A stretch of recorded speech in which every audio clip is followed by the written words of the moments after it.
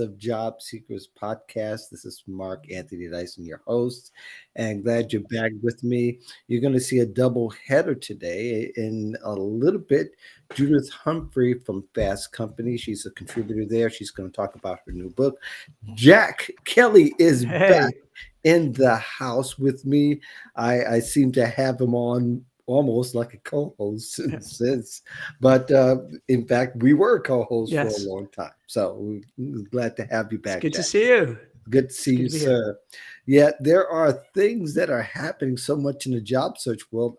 It's hard to keep up with it all, but mostly we're trying to dwindle it down today to job scams and employment scams. And I know that you've seen the LinkedIn posts and of course the other social media posts everywhere from people getting unwanted or unexpected checks to LinkedIn companies that are not really companies are showing up and they're scamming people to get them to apply to jobs that really don't exist, to extort them in a way as far as the time and pressure and the desire to extort them out of other additional information. So and these scammers are using them to sell and to fool you and to build a long train of scams throughout your tenure online. So hopefully we'll help you to be a little bit smarter by the time we end this all today. So Jack, you're first of all, how are you hearing about employment scams if you're really hearing You about them know, at it, all? it's interesting because I've seen you and Hannah Morgan talk about this a fair Hmm. amount, and it's one of those things. Sometimes you hear people talking about it, writing about it, but you're not zoned in on it. Right. And so when you invited me to come on and chat with you about it, I said, "Oh, let me look into it some more."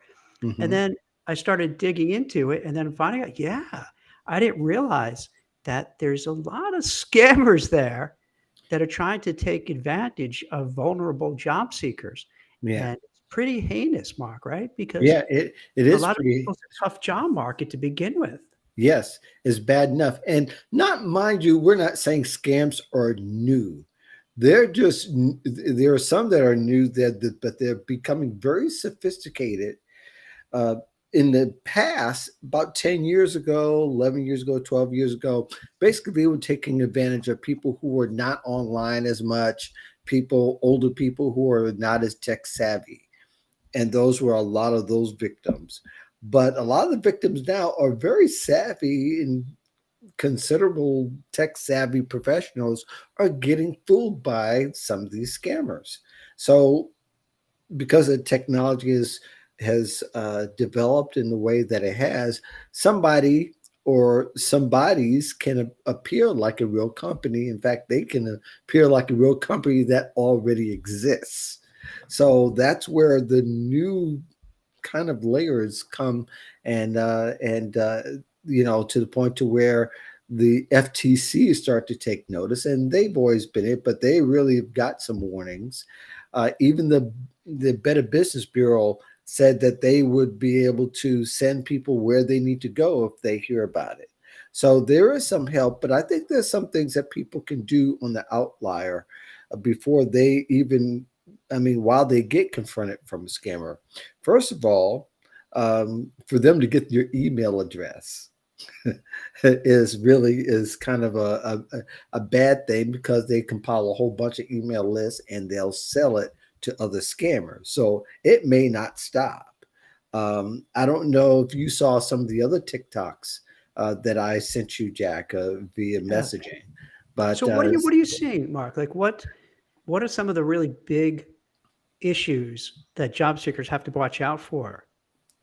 the biggest issues, first of all, people are very trusting Hmm. automatically when they get contacted. They consider it pretty flattering if a company who somebody, or I'll say not a company, but a someone who's a scammer portraying themselves as a company who portrays himself even as a recruiter to come and say, hey, we like your profile, we like your stuff that you got online. Why don't you apply? We'd like to interview you, and so forth.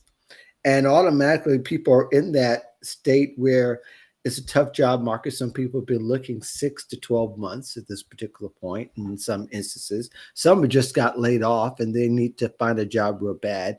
So, of course, it seems flattering. And they said, well, let me go see what this is all about. So they'll go and research the company. They won't research the contact person. And sometimes they've even researched the contact person.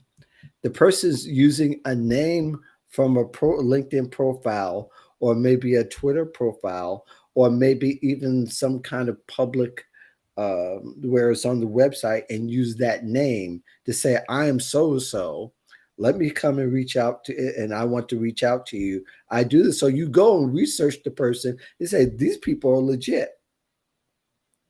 So it automatically, you think, okay, you have that kind of assurance that, hey, this person's reaching out to me. They found something, and most people think that, but they don't think that, to some degree, some of that's a little strange. Why would this person, especially if it's not necessarily a recruiter, not necessarily somebody who's like in HR, sometimes it doesn't make sense that they would reach out to you and kind of make an easy pathway for you to apply to a company. So that should be a red flag right there. But ultimately, people are getting lured in by having, getting lured in, getting contacted online, say, hey, we'd like to hire you. They make the hiring process really easy. And they even would say either go ahead and send us more information, like your social security number and all that, after you're quote unquote hired. And then they ghost you ultimately. Or there's been times when people have been sent checks, say, hey, we want you to cash this check so you can get your like computer equipment through this third party company. And of course, some banks have fallen for that ploy of, cashing a check and then getting funds that even really don't exist, but it's a fake check. And therefore, that person goes through the hole, but they're going to ultimately be in the hole to find out that check really wasn't legit. Some banks have been able to catch it, saying, this is a bad check. That's because they've been watching and having a list of checks that they get, and they know automatically that these people are no good, and they're taking some steps at being tracked down, or to track other people down. So there's all kinds of layers and things that people have gone through.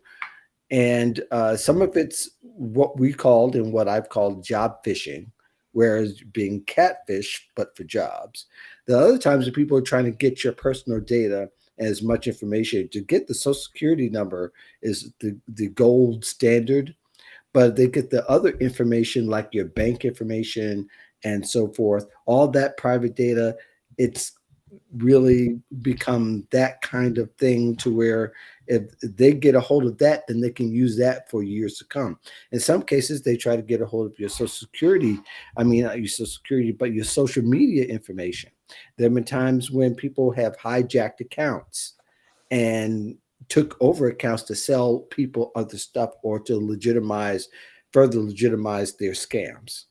So there's a lot of things that are going on as far as that's concerned, and there's a whole lot of layers that we have yet to be able to talk about in this particular time. But your thoughts?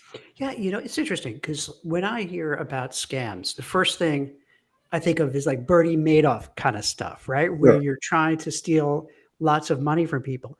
But what Yeah. I'm hearing from you and from some of the TikToks you shared and just doing some homework, it seems they're more interested, as you just pointed out, in terms of getting your social security number, getting your birth date, Hmm. getting your ID, getting your bank information. So this way, once they get all that, they could do whatever they want because now they could siphon money out of the bank. So in a way, this is very different than what I'm used to hearing, where Hmm. let's say old-fashioned scams, you're just trying to get money out of somebody. Right. Here, it's almost like you're bleeding them for the long term because you can drain out their bank accounts, their brokerage accounts, their whatever. Maybe Hmm. maybe so you can kind of you've probably heard Where some people find out that, like, wait a minute, someone somehow got a hold of my mortgage, and now, like, it Yes. shows that I don't have the title to my house anymore. Yes. So this stuff gets really scary. And I think one of the really terrible things about it in this market that we're in now, some areas are good. The blue collar area, the frontline workers, they're doing really well. But for white collar professionals, they're having a little bit of a hard time finding new Hmm. jobs. In the tech space Right. alone, there are like 200,000 people let go in 2023. So there's a lot of people who are getting nervous and worried about finding a new job. What are they going to do about their cash flow? So it makes them susceptible to scammers because they need that extra money. They want that extra money. They Sure. want to get back to work. Hmm. And so that makes it just wrong and terrible that they're preying on people's vulnerability. Yeah. Well, I always go back to the Pink Floyd's "The Time," a song where it says, "Don't hang on in desperation." Quiet desperate. Quiet desperation, right? Yeah, and that's where people, if people only took you and I's advice from 3 years ago when we first started all these, and I'm not saying we're the only ones Yeah. who, but it is really job searching is not something you want to let go of the wheel of, and this is one of the reasons why, because layoffs happen, companies do disappear, if not from a physical sense, from the sense of they're willing to abandon positions that don't serve them well, or that they say that don't serve them well. And you could be out on the streets virtually in the sense of no time and with no warning. And you're not promised a severance. You're not promised a soft landing spot. So therefore, people are in vulnerable position, and nevertheless, to say that too, that people are contacted who are working are also being contacted for these scams. There are people who actually left legitimate jobs to go to a scam job. Of course, that's an anomaly because it's no job that really exists, but people really do. They're looking for the next opportunity. So if something easier comes abroad, hey, it's going to be great. Yeah, which kind of ugly too. Like I see with some of these, swindles, is that they'll say, "Hey, we really like your resume. We like your background. You just need to give X amount of dollars up front to get some credentials and to get some, the computer, what have you." And I could even empathize with the person because they may feel, well, that seems reasonable. Yeah. They're going to give me a job, and they just want me to put a little skin in the game by putting maybe a small amount down for the computer and everything else. But then back to what you said earlier, but then they're getting all your information and all your bank account numbers. So Exactly. That's what they win automatically. That's yeah, almost, but it's almost asking for the long game cash, and let me get some cash on the short end. But I think one of the things that the FTC definitely warns people of is the fact that they, it, never pay for a job, never offer money for a job, nor offer bank information. In fact, when you first hear on it, people have to be kind of be suspicious of every single person that contacts you, because they're trying to get something as much as they can for as little as possible. But yeah, these are the days where you'll have to really look at someone who's contacting you and try to verify that that's really them. So somebody says that there's Jack Kelly and he's a recruiter uh, for IBM, let's say, and you got to make sure that Jack Kelly is really recruiting for IBM. And if you don't see that on their profile, or if they didn't send out something saying, "Hey, we're looking to hire fast," you should be very suspicious of that kind of contact.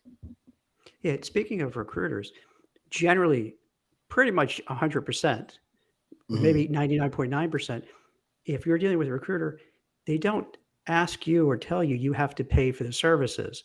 The Right. way it traditionally works, and I'm not sure if everyone knows this, the way it really works is the company will tap a recruiter and say, "Hey, we'd like, your services to help find somebody for us."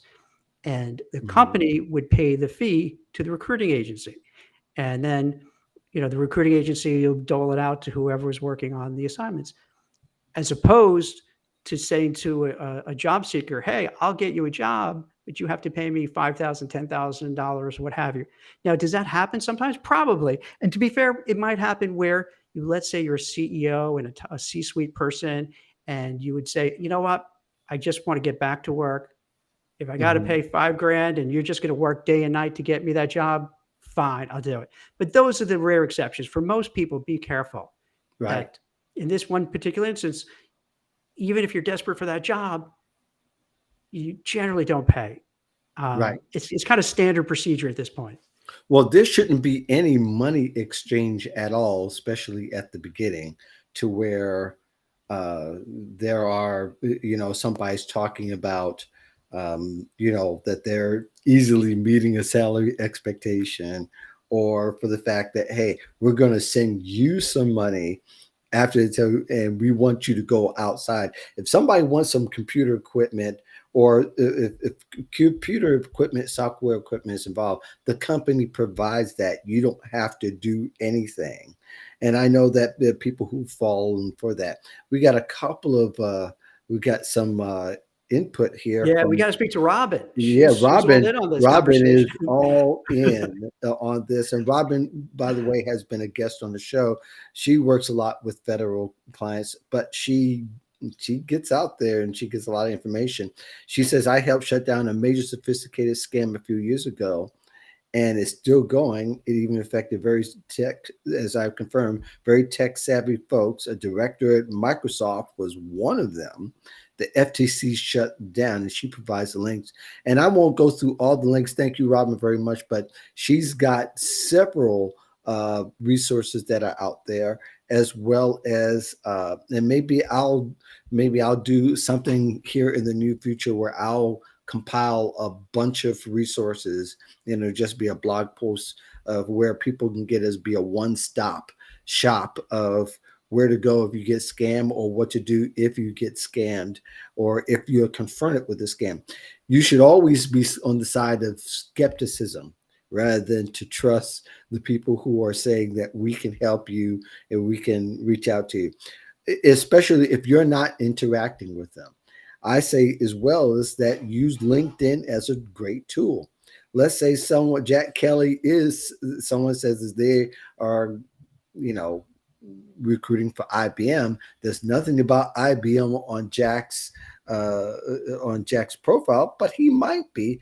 Contact Jack on LinkedIn, because Jack will probably be able to say, "Hey, I'm not recruiting for this position, and tell me who they are so I can have my company go after them." And that will help save a lot of, but I would say the skepticism needs to be on the high end and not the trusting end. Did you want to add to that, Jack? There's a separate issue that I've been seeing for a long time now, and I imagine you Okay. have in the audience too. And I'm not going to say this is a scam, but this is something just to be watchful of. Hmm. You'll get these, "Hey, congratulations. We think you're a top business person in your space, and we want you to come into this, fill in the gap, this ceremony, this awards thing, this Hmm. whatever." Hmm. And then this happens so often.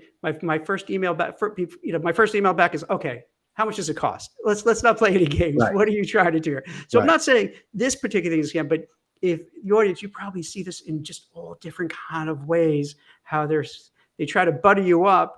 "Hey, you're great. You're wonderful. You're like in the top 10 of what you do. Right. We'd like you to join this community. We want you to join this." And there's always a fine line where like, "All right, for a very low cost, don't worry about it." Right. So that may not be scam, but it's one of those things where you got to be super There, careful. well, even that is kind of suspect, because Yeah, if somebody wants to give you an award, they just give it to you. right. They just give it to you. I've gotten a few of them, and they just go ahead and give it to you and even promote you. Now they might have another interest in mind on the other end, Yeah, but ultimately, giving an award costs nothing usually if they really want to give you the award.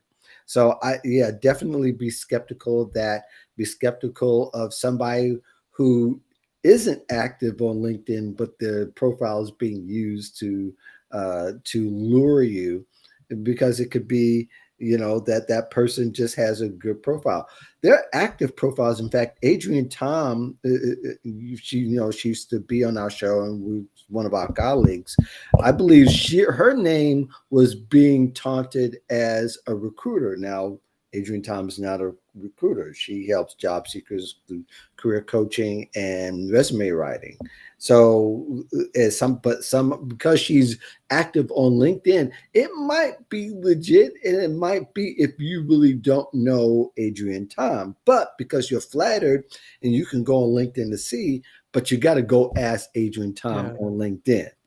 That's where the key is. Don't just believe someone who says over the phone that I'm Adrienne Tom. And I'm just using Adrienne Tom. Maybe I'll tag her for her to see what I'm talking about. I think Maybe. Robin just posted something about like this kind of getting, hey, you're in the top 10.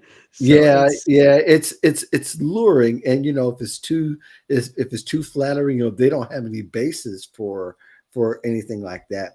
It probably is too good to be true, and you should be very skeptical, uh, and act on that. And in some cases, report that to LinkedIn if they're looking for money or some kind of business. Then go the other step, report it to the Better Business Bureau or the Federal Trade Commission. Go to those sites. They're very helpful on Twitter as well. Twitter mostly is where they're active and probably will be the most interactive with you. You can get a lot of, because they've probably gotten complaints from other people. So I would say use this as kind of a starting point. And if you have any questions, you can feel free to contact me, contact Jack, because Jack hears everything on the streets of job search. Anything you want to add before we head out?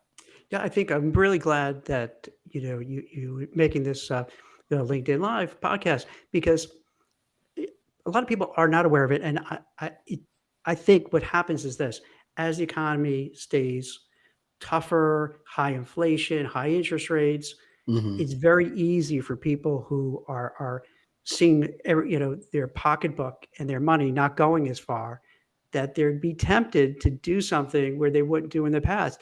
So I think Hmm. it's like a public service announcement that you're doing and bringing it up to say, hey, just be vigilant, be smart, be careful, be thoughtful. Just don't jump into something.